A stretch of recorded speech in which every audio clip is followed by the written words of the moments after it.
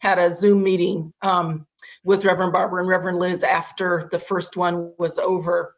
And Reverend Barber was kind of somber, really. He said, we can call this event a success, but we won't know if it's significant, if it really matters, until we see whether or not we're going to actually carry on the work to insist that our demands be implemented by continuing to add more and more voices until they, as Dr. King would say, they have to pay attention even when they don't want to.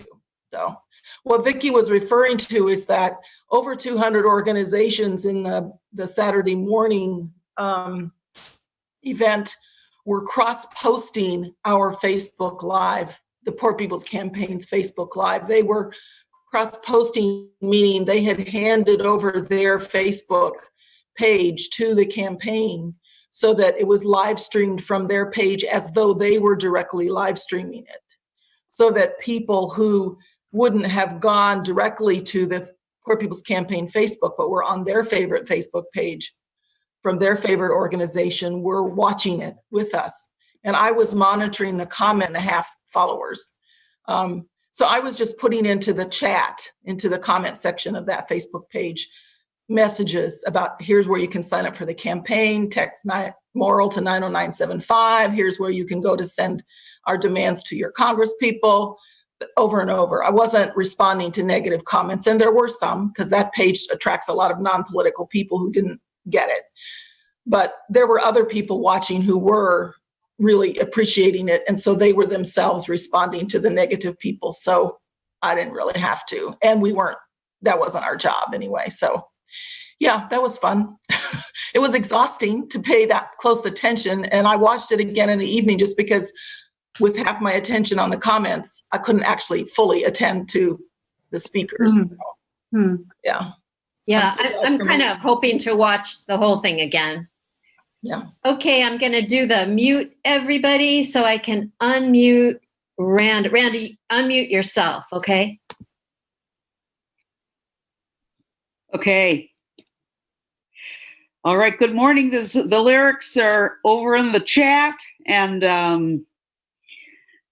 ain't gonna let nobody turn us around, or turn us around, turn us around. Ain't gonna let nobody turn us around. We're gonna keep on walking, keep on talking, marching on to justice land.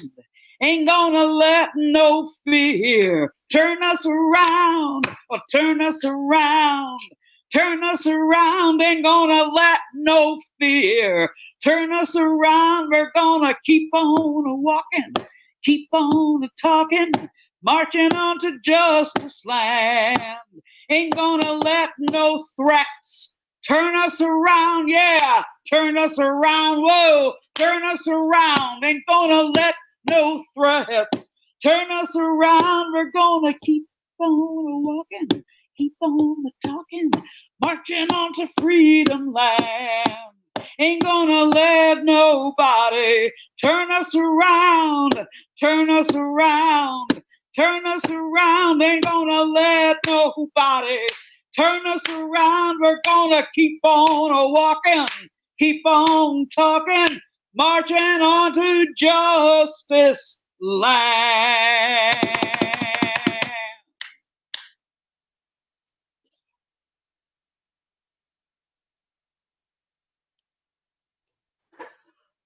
Forward together, not one step back.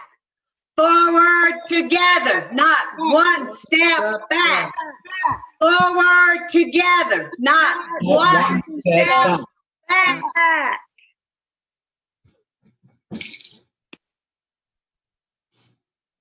Do we want to try that again with everybody's volume on? Yes. I'm ready. You know what, though? I don't think I can unmute everyone. We can unmute ourselves. Yes, unmute yourself. Okay, go for it, Scarlett. Forward together, not One step back. forward together. Not one step back. Forward Forward together. Not one step back. Back.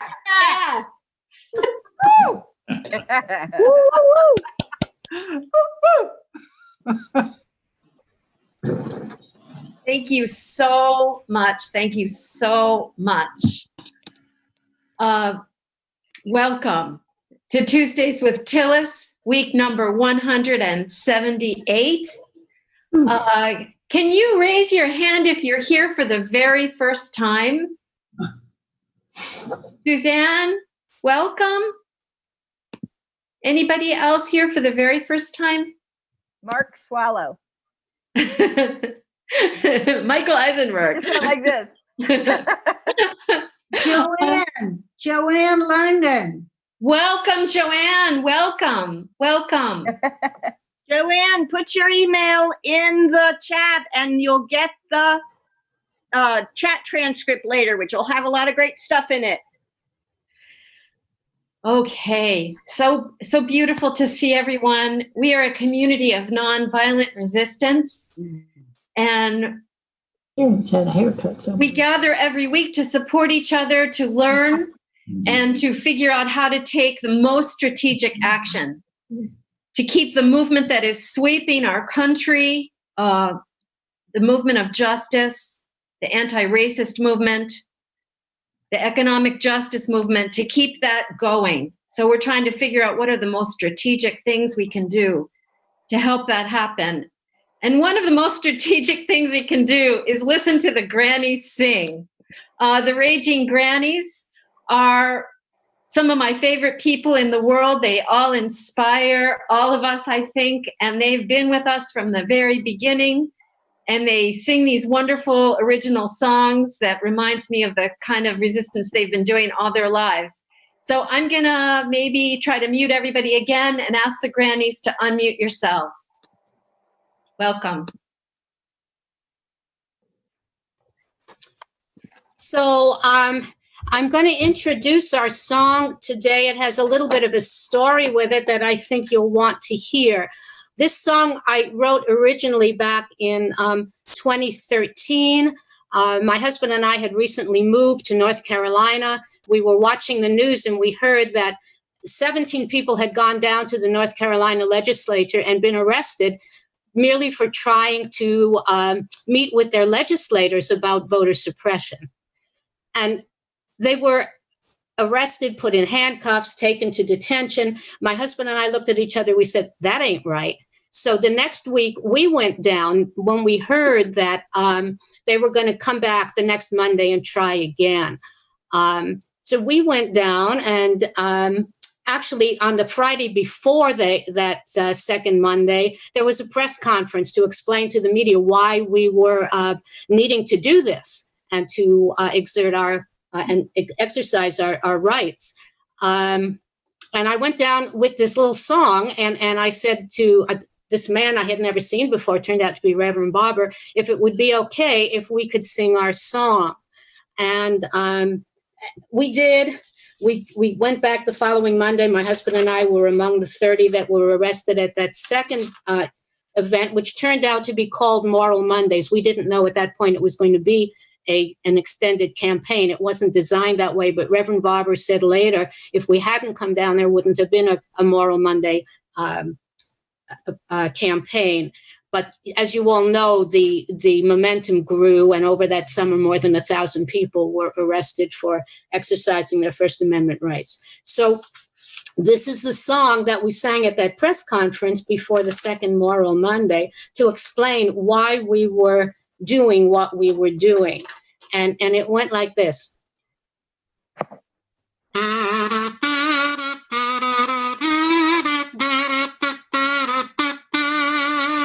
We're raging at our legislators. We think that they're out of their minds for cutting the funds for our schoolrooms and leaving our children behind. Forward together, not one step back. We won't be dragged back to the bad old days when schools had no money, and that's not funny, and that's why we're raging today.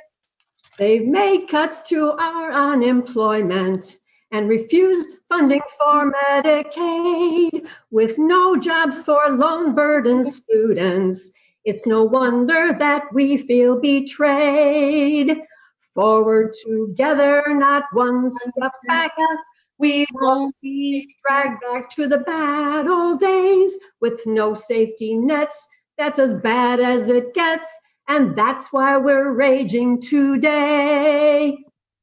They've lifted the ban now on fracking, and they'll poison our land and our wells. So some out-of-state gas corporation can get rich while the poor live in hell. Forward together, not one step back. We won't be dragged back to the bad old days. We're all connected and must be protected. And that's why we're raging today. They say they believe in democracy, but they're making it harder to vote and detaining the immigrant workers. They think freedom is some kind of joke. Forward together, not one step back. We won't be dragged back to the bad old days. We've fought far too long for a place to belong, and that's why we're raging today. Arrest us and throw us in prison, if that's what it takes to be heard. But you can't keep us silent forever. The people will have the last word. Forward together, not one step back. We won't be dragged back to the bad old days. We will remember when we vote next November. The people are rising today.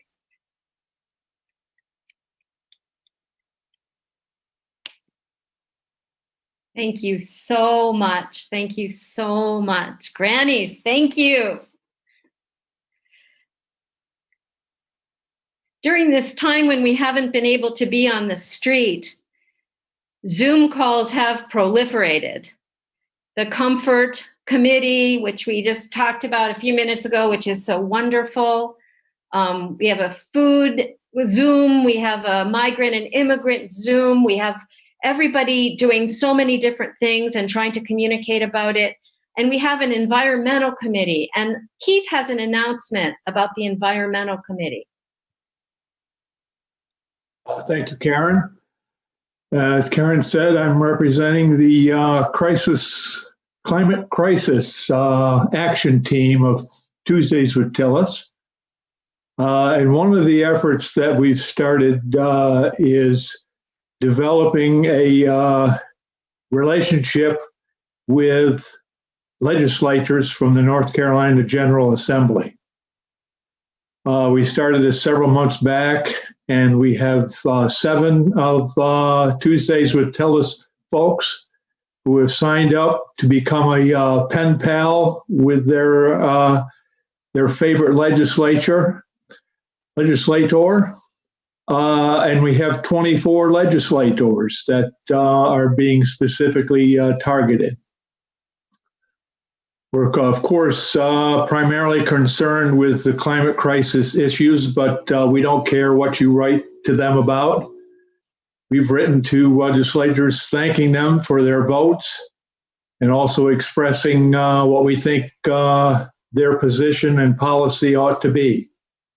So you're welcome to join us. We're inviting more people.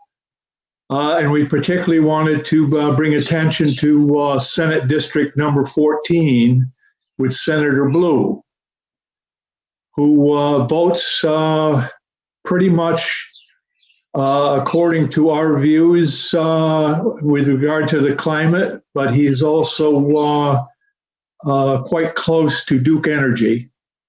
And so we're asking if any of you all are from Senate District number 14, if you would take on that responsibility. And if you'd like more information about this, you can email Sandy Ritchie, who has the list of legislators that do have Tuesdays with Tillis pen pals. but we're always you're always welcome to join that list. The more, the better. Thank you.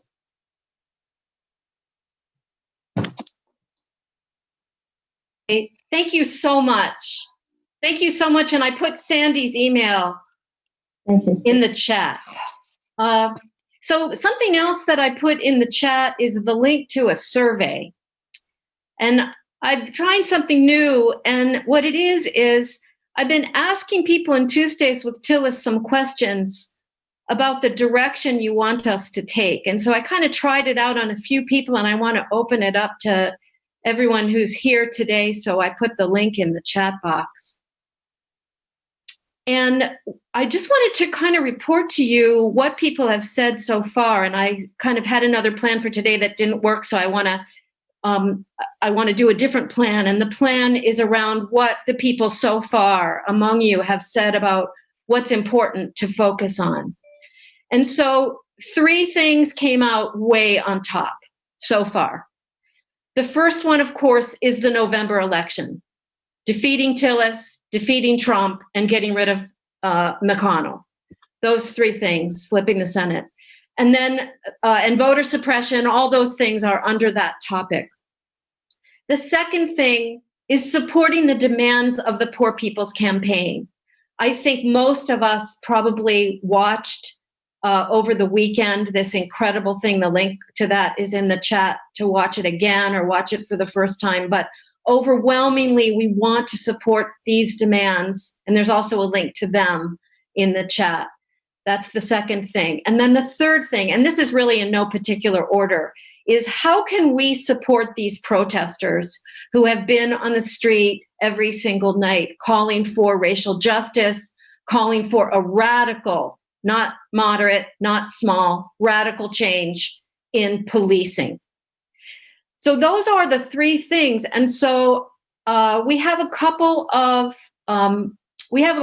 possibilities today. And I want to hear the possibilities. We can break out. I figured out how to do this. We can break out into breakout rooms to discuss these 3 things, or we can just give each one about 15 minutes. How would you like to do that? You can unmute yourself or put the answer in the chat. I'm into the 15 minutes. I'm into everybody being on the same. Okay. Yeah, I agree. I think that if we don't hear everybody on all these issues, we're gonna miss something. Great. This is Mary Grace. I would I've done the breakout rooms with Raise Up for 15, and it's really wonderful. Each breakout room is facilitated by somebody, and they can then give a synopsis when we get back together. So it's a little more succinct and a lot less time. So I would go for the breakout rooms, and maybe if people don't feel comfortable with that after we've tried it once, we could come back to the 15-minute thing, but that takes a lot more time. I think it's great to have breakout rooms as working groups, but honestly, we are not there yet. And just because you can have a breakout room, you shouldn't always just break up as much as you can, which is what I think some people do. So I say my vote is for all of us to discuss this collectively here. Okay. All right. So just so that we don't spend all our time talking about that, we will all discuss together these 3 things. Okay. And we'll give each one about 15 minutes. So let's start then with how to support the protesters. I know, Elena, you've been out there. One thing that I was doing is I was trying to actually get somebody to speak among the Black leadership that have been in these different communities leading people on the streets. Is I have discovered that the demands are different from place to place. So we all want to support the protesters, and what we might do is concentrate on Durham if we live in Durham, Raleigh if we live in Durham, in Raleigh. You know what I mean? We have to support our local people. But let's open this up now, how we can do that, just as individuals and maybe as a group.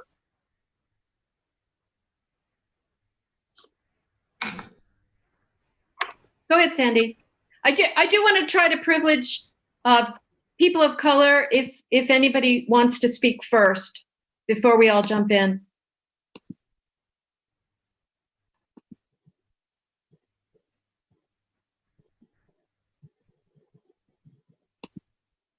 And also, honestly, people who've been out on the street, I want to kind of privilege them too.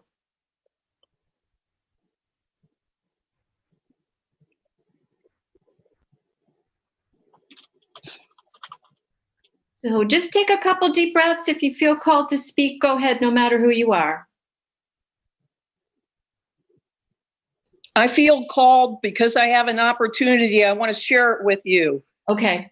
I have an experience from my hometown, Washington, D.C., back in the 70s, where an activist, a Black activist, invited a church in D.C. in the inner city to partner with my church. And it ended up a wonderful partnership and relational friendships that grew from it. That seemed a way to go. And where I sit, I have an opportunity to put that in the ear of somebody, but more important, that one of the Black leadership identify a church first that might be interested in such a partnering. In DC, what happened was the two churches came together on a common project downtown, like clean up the neighborhood or whatever, and then have a meal afterwards together. And that's how it started. Okay. Thank you. Elena, you've been out there. Briefly, be brief. It is the most energizing, unbelievable sight and space to be in at this point in history. These kids are passionate and they call each other. I mean, they call each other out. And from day one, for example, NC Born, the two kids that started NC Born were on the video Saturday. And I mean, they've been here, they've slept here, they've eaten here. So last week, I did not spend a whole lot of time downtown. I was downtown, but not every night like I had been. I've been cooking for them. They don't eat. They are so engaged in this that they're surviving on energy drinks and potato chips. Ugh. So they're vegetarians. I brought them quinoa. Karen, you know that I was cooking for them one day. I was on the phone with you. Yeah.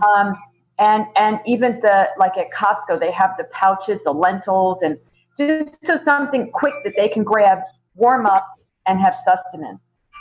That's what I've been doing. The other thing is somebody put bail, and that's for real. So I can reach out to them right now and say what would be, they love having the old folks down there. And I told Karen and Miranda this last week, like for some reason, it's just like, this is pretty freaking intense, this virus. And I don't know why it hit me last week. Yes. Because when I thought about that I had just one day been exposed to 2,000 people, yes, I have a mask on, but it was hot. So that mask was like hanging a good part of the day. Yes. So I've been trying to find other ways, even if you go down there in a car and you have waters, just send them messages. NC Born is the group I have been working with. There's lots of grassroots groups right now.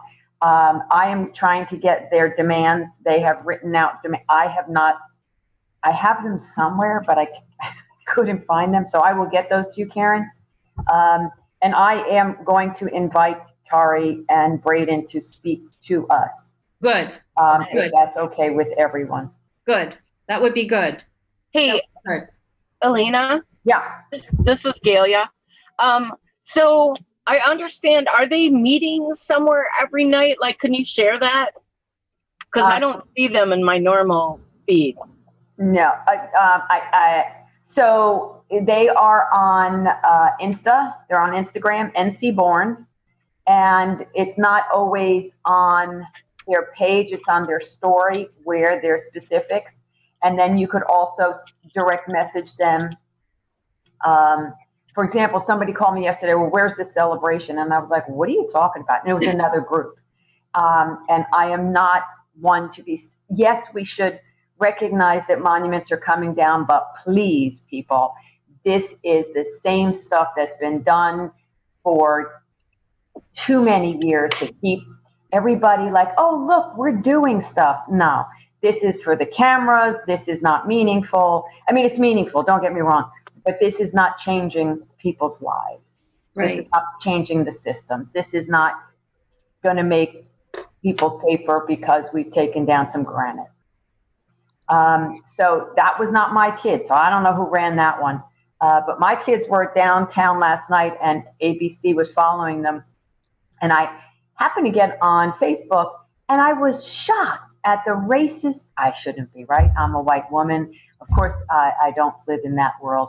But the racist comments that were going on, and I'm not that fast. So I'm like trying to keep up with like, this has been history. Where have you been? You know? But yeah, they're beautiful children with, and we call them the babies because they're just so sweet and so open to learning and so wanting to do the right thing. It's very energizing. So these two young people were on the Poor People's Campaign video, a blonde boy, white boy, and a young African-American woman. Yep. So I think that the boy has been homeless, right? Elena, is he still homeless? Yeah, he's living at Tari's. Yes, Okay. he's yeah, and he's just an amazing kid. He has been doing work for a while in New Bern surrounding human trafficking. And he's been very, very deep in that work down there, very deep in that work. And I don't think I'm telling anything out of school. The night, the 31st, when all the riot gear came out and it turned to hell downtown, Clinton pulling, I'm going to leave that outside. Clinton and Erica were downtown trying to de-escalate and telling these kids, you know, you need to organize. And these two, actually at that point, there were 3 kids, said, what do you mean? And that's how it was born. I'm serious. That's how it was born. What do you mean we need to organize? And they took them under their wing. So we call Clinton and Erica the kids, the kids. Yeah. That's why Tari and Braden are the babies, because you know what it's like. We're the old folks. Let's just start there. And Clinton, just for anyone who doesn't know, Clinton and Erica are both on Reverend Barber's staff. Yes. And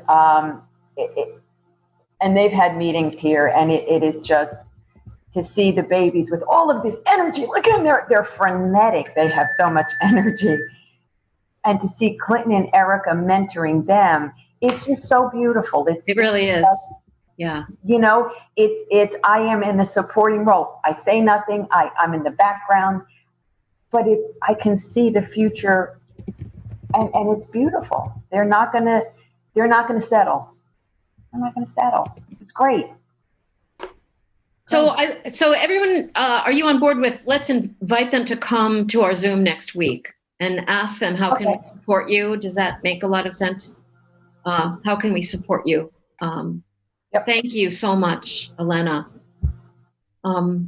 So more on the front lines. We have a few more minutes on this subject, how to support the protesters and their demands. Toby?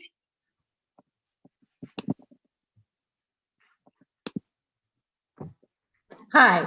I think one thing that we can do in Durham is there's a group that's been organized for several years called Durham Beyond Policing. Yes. That's been doing very intentional, thoughtful work around where does the money in our city go and how does it support the police department or not. Recently, a few years ago, when the whole idea of a new police department building came up, they got very involved. And last year, and that may have been part of the beginning with BYP 100. And last year they did the police chief came to the city and wanted an increase in, I think it was 70 something officers over a 3-year period. And Durham Beyond Policing did this amazing report that involved many young people. I would say the group is overwhelmingly African-American young people, some really young, some not so young, some maybe more in their 30s, and other activists engaged, who people probably know. Manju Rajendran, Babs Segrist are involved, and they put together this really phenomenal book that looked at the report, but it was like enough, it's almost 100 pages or more, that also looks at what are alternatives to policing. And one of the things they called for was the starting of a safety and wellness task force that would really look at where should money go? Should it go to the police, or should it go to alternatives to policing? And like, do we need to send police out if it's a mental health call, or a call around an overdose or drug stuff? What do we need to do? And so, last year, the city council voted to not give the raise. The mayor had proposed an alternative, but it didn't get voted. It didn't get approved. Mid-year, they did approve part of it, but it just came up for a city council vote a week ago, yesterday, when the city was voting on the budget. And there was a Zoom public hearing, which was that I watched and I actually spoke at, but it was really frustrating.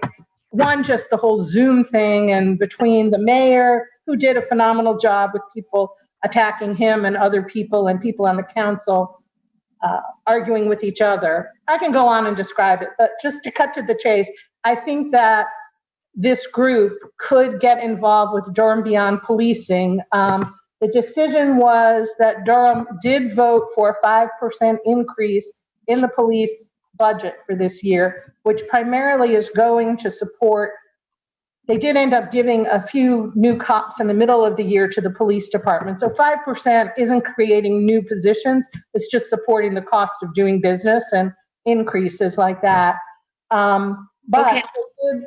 So anyway, there's something that's going on now. There's a few things around reforming policing, or changing it, not reforming it, but really. Right. And I think we could be involved in that. I'll put the links in the chat. Thank you so much. Thank you so much, Toby. Yeah, I put, so those of us who live in Durham need to support Durham Beyond Policing. We can send donations. We can pay attention to when they're meeting. They have regular protests on the street these days. And I'm going to move on from this subject now, but check out who is protesting in your community if you don't live in Durham or Raleigh, and how to support them. I want to move on to Reverend Barber and the Poor People's Campaign. I've put in the chat the platform, the Jubilee platform, and I just want to open it up, because how do we lean into making this happen? Not just dealing with one thing, but everything at once.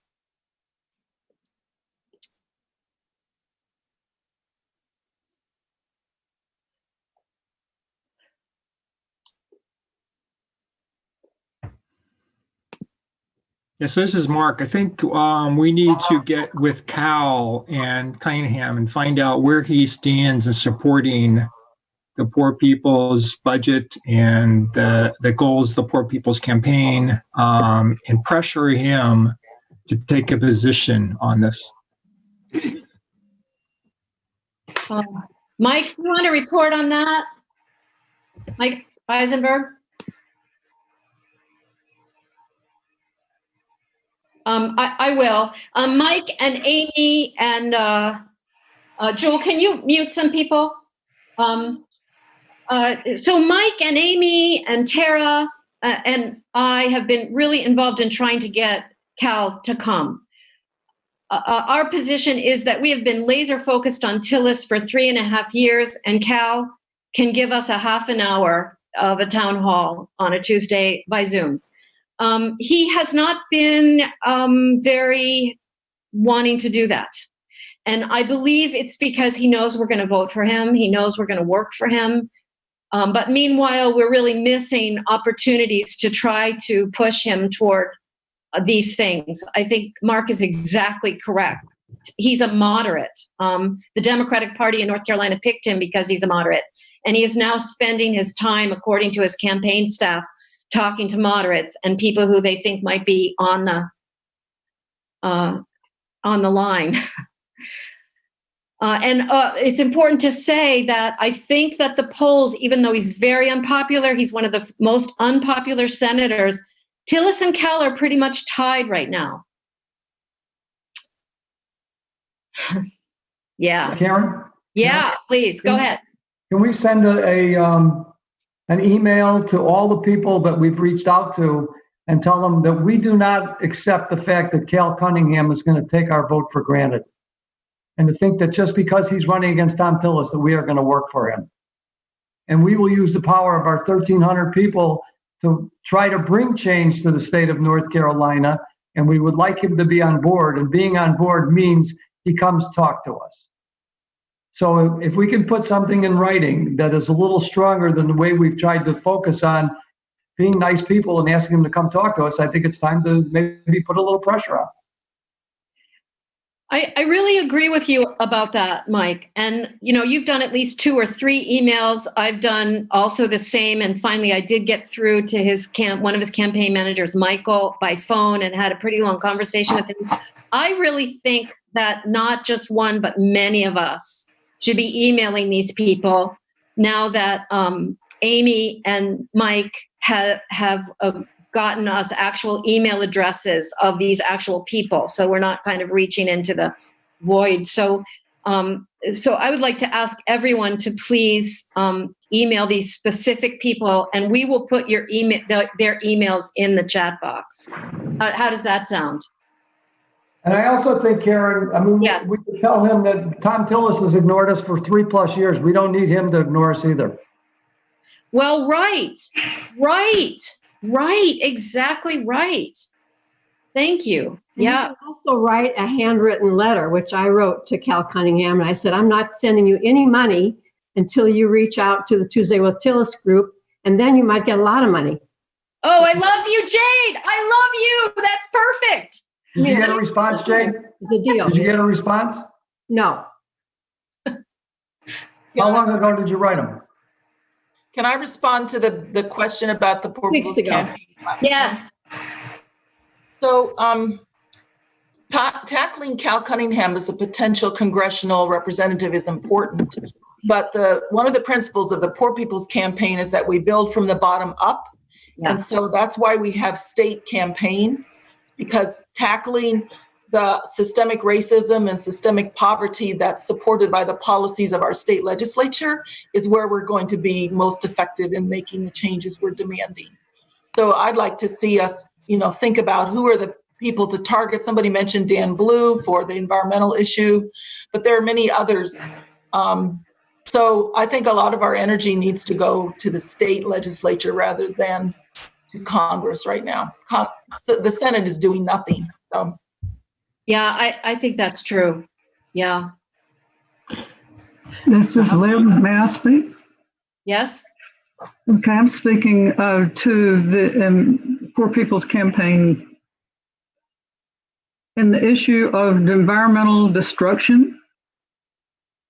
It is imperative that we support the Environmental Justice and Equity Advisory Board to the DEQ, which is the Department of Environment Quality. So, Will Barber is on that board. Reverend Rodney Sadler, Jamie Cole is an attorney who's on that board. They're just Dr. Jim Johnson is the chair. So I could provide you with email addresses for all the people on the board if you want to make comment about the essential nature of having a clean environment. Now, last night, for example, the DAQ, which is Department of Air Quality, had an online public comment regarding a new Blackwood pellet facility for Robinson County. There were at least 150 people on this call, and it turns out the pellet company had already started work without a permit. It's just crazy. So it is a grassroots effort, as Jan has pointed out, to organize around specific issues and support people in Robinson County. So you can go to like Friends of the Earth, you can support Frack Free North Carolina. There are many organizations already ongoing, Water Keepers. who have spoken out last night against the wood pellet. Thank you for time to speak. And what's happening with the wood pellet? Can we still comment about that? Yes, you have 2 days. Please, can you put the link in for us to do that? Yes. Thank you so much, Lib. Thank you so much. You know, I don't know about you, but I get overwhelmed by all of these things. But each of us have a heart for something more than anything else. And if we can just lean into whatever that is, what I think Reverend Barbara has shown us is that everything is connected. So if you're spending every day of your life on the environment, you know, you're working for racial justice. If you're working every day of your life for racial justice, you're working for economic justice, and so on. So I want to say that, I don't know about you, but sometimes I get tossed around by the news cycle. Oh, good news, oh, bad news. But I want to really encourage myself and all of us to just keep focused on just moving forward every day on whatever our heart is giving us energy to do. And then we'll be working on everything. Does that make sense? I want to just chime in if I can. Just yes. A hopeful note when you talk about the young people and the energy they have. Thank you, Dale. In the last month, the number of people signed on to the Poor People's Campaign in North Carolina almost doubled, from a little over 10,000 to almost 20,000. Oh, that's great. That's so great. And how can we keep that going, Dale? Jan is one of the people who keeps that going by responding to all the people who send email messages saying, how can I get involved? Okay. Okay, thank you so much. Thank you so much. Okay. Can we talk a little more about the election right now?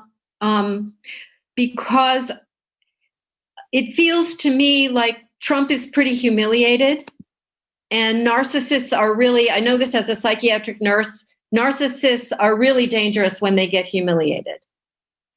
And so what can we do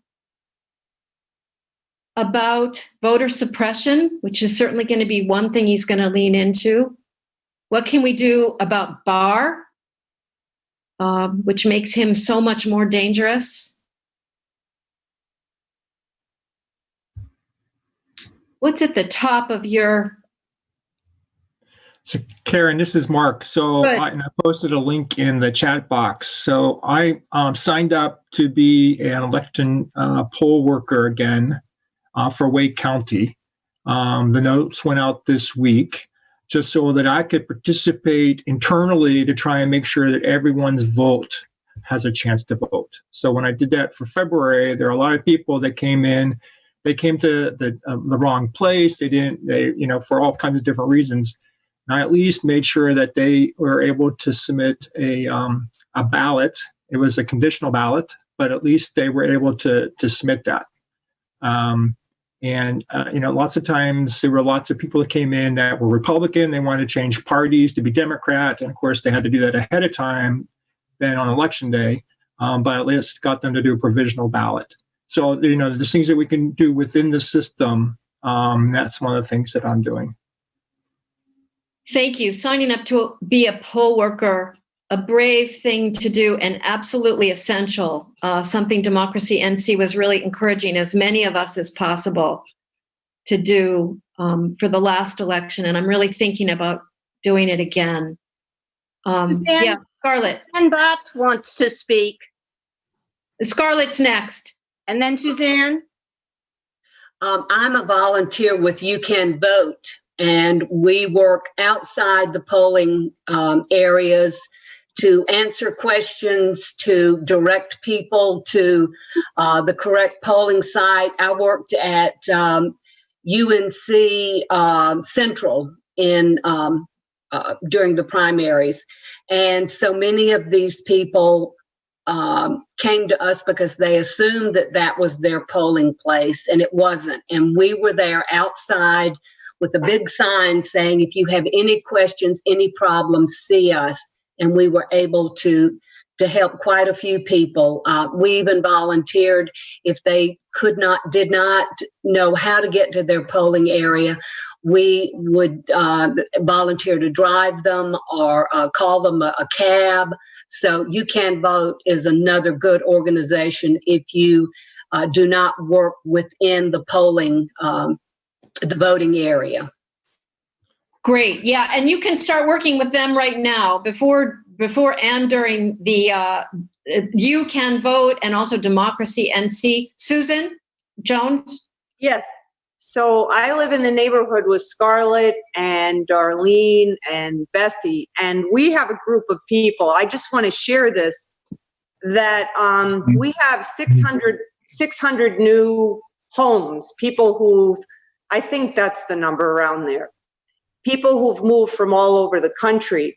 And so we've been meeting throughout the lockdown through Zoom.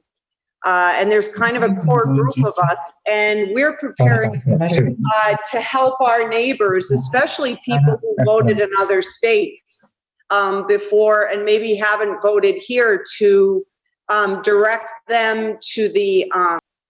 Oh, whoops! Whoa! Sorry. Wait! Sorry, Susan, I muted you by mistake. You have to unmute yourself. Okay. Oh, there you go. So I don't know what you heard, but we are working as a core group of people in our community to direct people. We're preparing a letter, and Darlene figured out that you can find out who's registered to vote and who isn't, and what party by street and whatever. So we're going to reach out to the entire community in a nonpartisan way to make sure people know that they're registered, first of all. And if they're not, we're going to try to help them with that process. So we're really focusing on our people who really have come here from all over the country. Your community. That's great. And a lot of us are working in our precinct. I know Cliff's doing that. Randa and I are doing that. Suzanne? I do a lot of work with voter services for the League of Women Voters. And right now, you can register to vote online because of COVID. That's really new for us.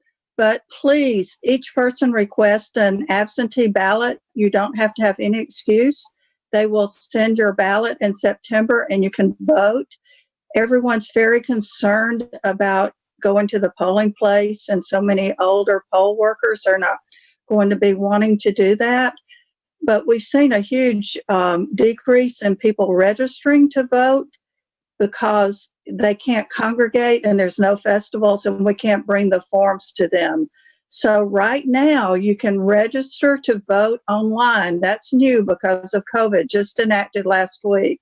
So tell everyone in your communities that they just go online to their county Board of Elections and you can register right then and there. Okay. Thank you. Susan?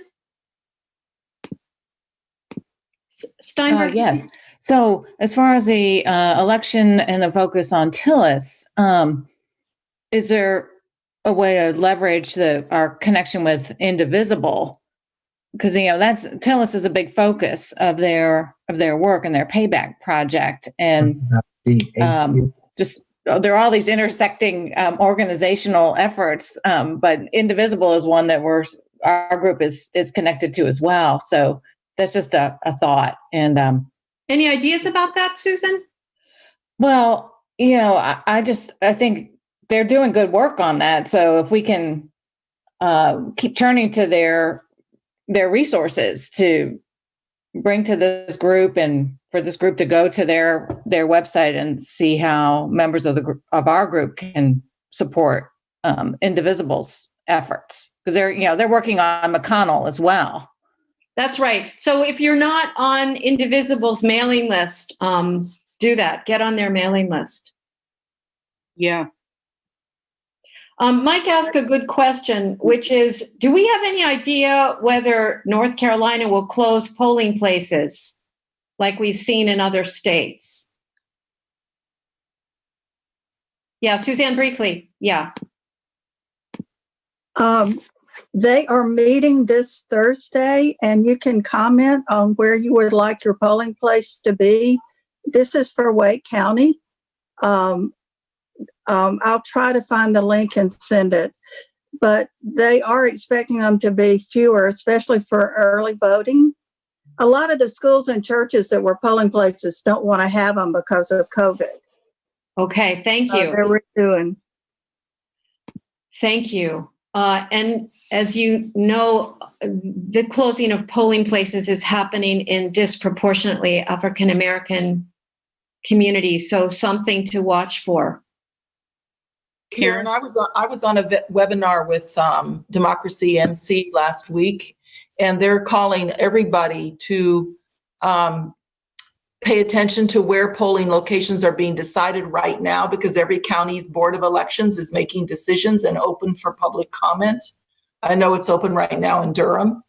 So that's a place right now where we can put pressure to make sure that there are polling places for early voting and for election day in low-income areas, schools and colleges, places which often get shut out, to make sure that they're included. So we do have a voice right now. The plans are being made right now and will be submitted to the State Board of Elections. And the rule in North Carolina is that if the County Board of Elections doesn't have a unanimous decision about their voting plan, then it goes to the state to make a decision at the state board level. So we have two places in which we can influence. That's really great. So we represent a whole bunch of different counties. And so if each of us could go to our different county to figure out how we can have input into where the polling stations are. Thank you, Jan. That's beautiful. There's a lot of really good information about how to do that on the Democracy NC website, suggestions about things to ask for that are important to think about. So that's a really good place to check it out. Democracy NC is really excellent. We need to all be on their mailing list too. Maggie? Yes, I just wanted to, I think it was somebody, Suzanne maybe, who mentioned about signing up for voting by mail and or getting an absentee ballot. And everybody can do that right now online. And those ballots are supposed to be sent out in September. And so that helps take away the problem of closing polling places. I'm going to be working again, I always do, at Carol Woods polling place, and we won't be closed because we have 95% of people who live at Carol Woods who vote, so they won't take ours away, I'm sure. But the main thing is that we can make this really important that everybody sign up for an absentee ballot. And send it in early. That's really important. Send it in early. Yeah, Mr. Waters, go right ahead. Yeah, my wife and I we're connected with WUNC, as I'm sure many of you are. And a couple of weeks ago, they had Ken Rudin, the political junkie, on. Some of you may probably know him. Anyway, they had a call in. So we called in, me specifically, and I said, well, what can we do about the problem that they were having at Georgia, I think it was, where you send in for a request for a ballot, the ballot never comes. And I asked them, well, what can we do about that? Well, unfortunately, they didn't have any real answer to that.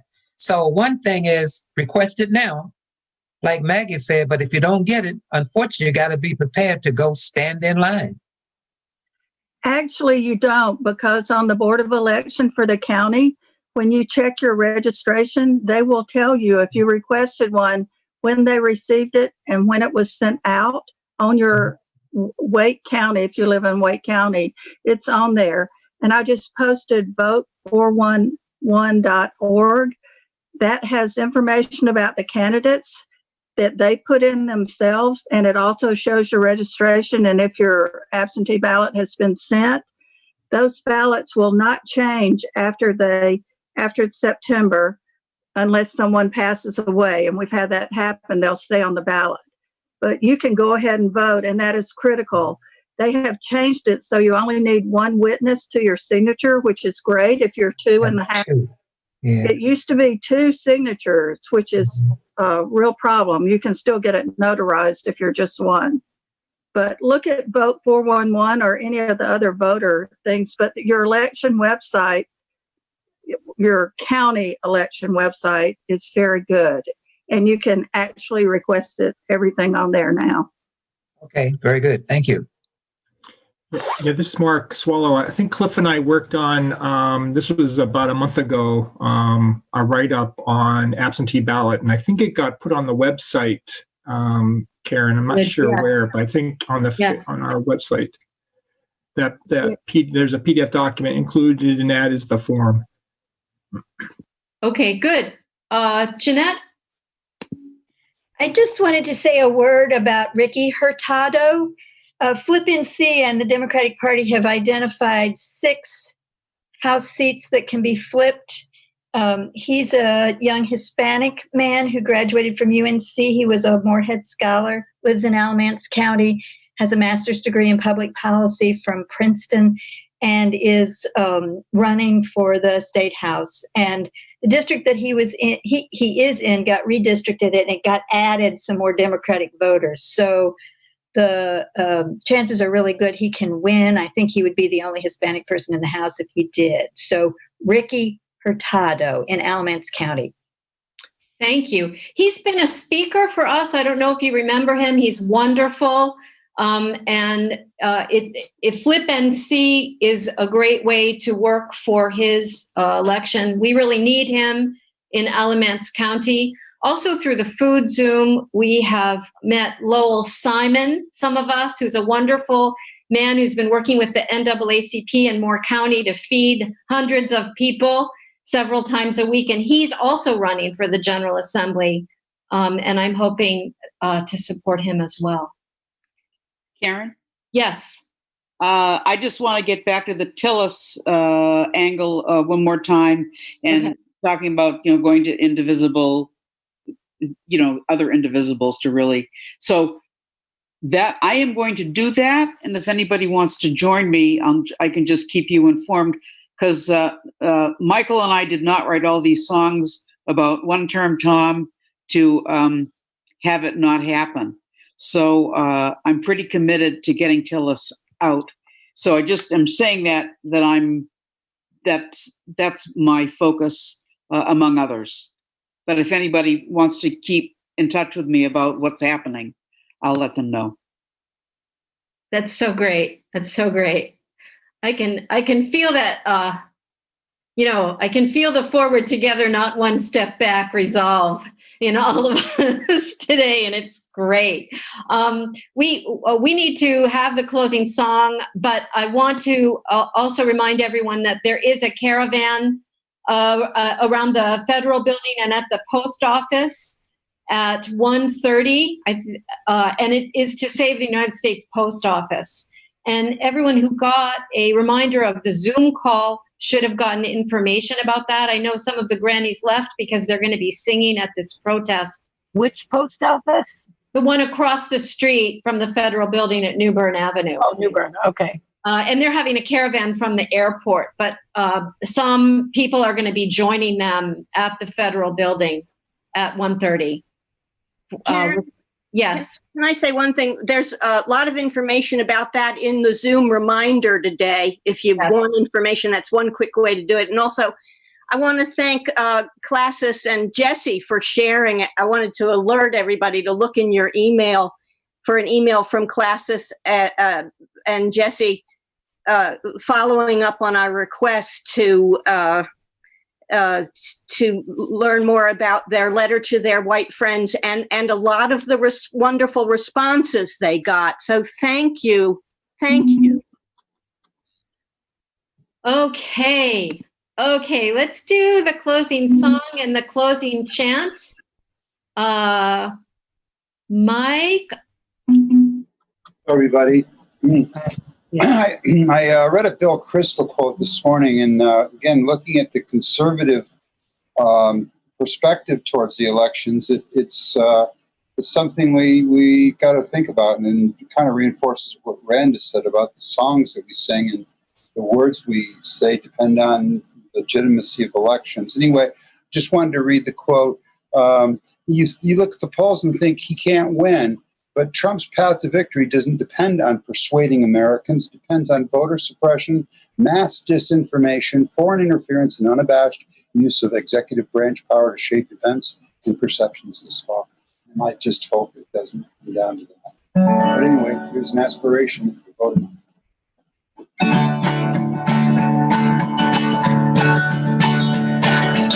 don't like who's in there, vote 'em out. What election day is all about. The superpower we've got, you know, is called the ballot box.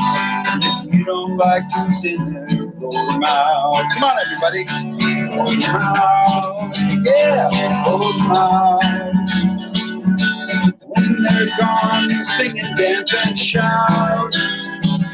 We'll bring some great ones in and find us hope again. And if you don't like who's in there, vote 'em out. 2020 never mattered quite like this. The Senate is a swamp that serves the rich. Let's end the grafting line, get the White House sanitized. That nasty virus must be rooted out.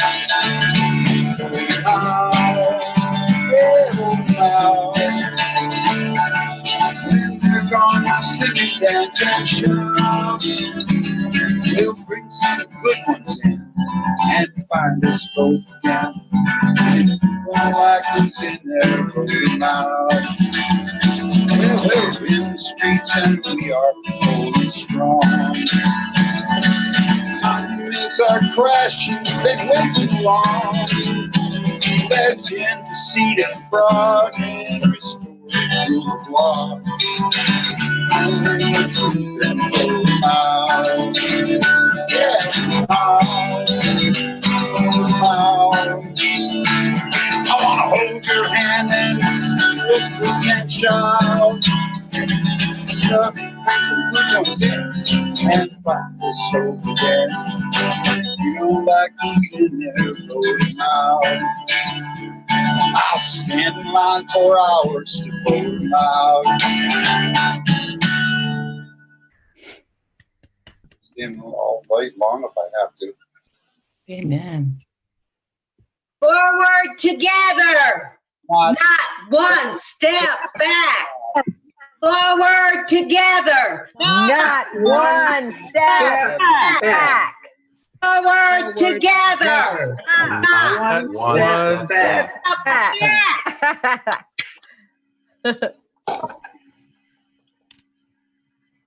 Y'all are awesome. Thank you.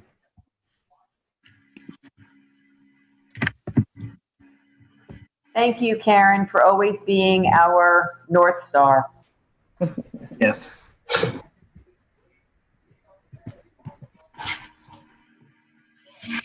Karen, can't hear you.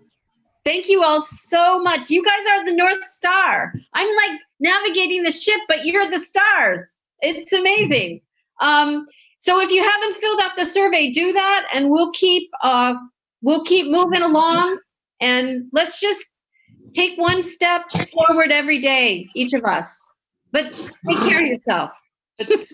Right. And Susan is with us now? Susan's here. Susan, are you Yes. still? Okay. I'd be Final glad word, to, my dear. I'd be glad to do something if we still have time. Go ahead. Wow. We're holding strong. I just feel the energy coming through our time together. So thank you. And I hope everybody can take a moment just to let the hope sink in and the strength of this time that we've shared. The energy of the young people, the organizations who are working to keep democracy strong, the people who are working to feed the children and make our communities safe without the kind of policing we've had. There's so much hope. But I would also want us to remember that today, as we meet in just at 1:00, Rayshard Brooks will be memorialized and buried. And we need to say his name. Rayshard Brooks. Rayshard Brooks. Rayshard We need to grieve with his family. And end parole. Change it. And feel the pain. He's being buried in Martin Luther King's church, down in Atlanta.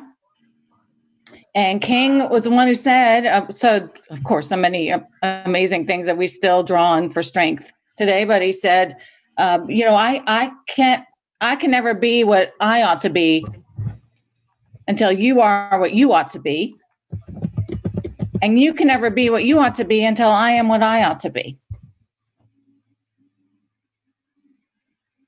And we might substitute the word breathe. I can never breathe until you can breathe. And you can never breathe until I can breathe.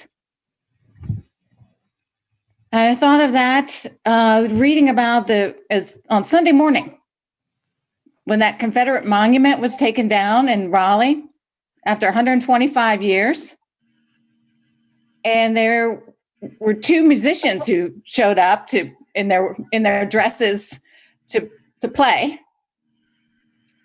One of them said, with that statue standing there, I could not exhale in Raleigh. I could not exhale. So I'm here to serenade the statue goodbye. And she said, and I'm here to breathe hope, to breathe hope into the air. So as we close our time together, let's breathe hope. Keep breathing hope. Breathing our solidarity in grief and breathing justice. Breathe hope. Thank you. You already do.